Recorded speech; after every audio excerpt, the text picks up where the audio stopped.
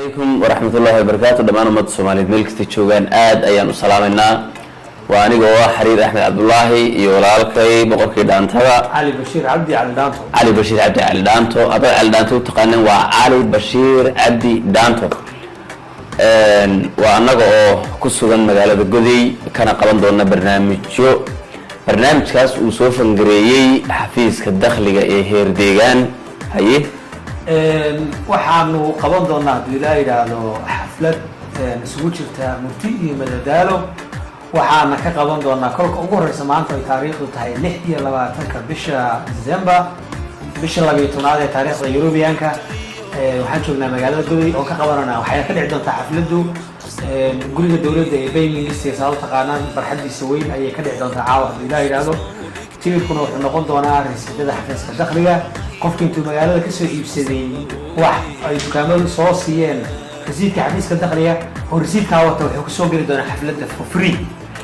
weliba waxaad ugu dartaa maadaama uu soo qaban qaabiyo xafiiska dakhliga heerdeega inay bulshadu si free u raaxaystaan habeenka sidaa daraadeed bulshadu waxaanu ugu dhigaynaa si free laakiin rasiid waa la siin doonaa qofki laakiin rasiidka wata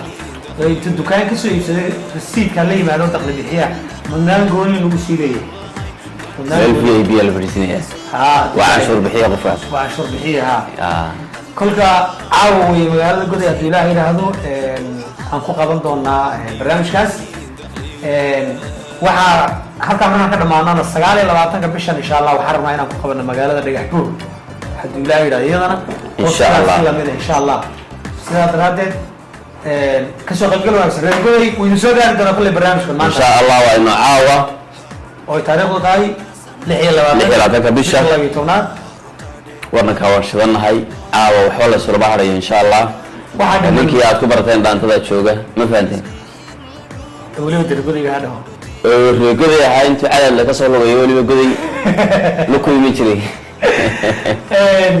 waxaa markaa xigi doonta magaalada markaan 29 ku qabanno dhagaxbuur magaalada jigjiga waxaan ku qaban doonaa insha Allah hadii Ilaahay yiraahdo saddexda ama afarta bisha January baan ku qaban doonaa insha Allah hadii Ilaahay yiraahdo magaalada jigjigana sidaa daraadeed la socod wanaagsan ka soo qayb gal wanaagsan wanaka hada wanaka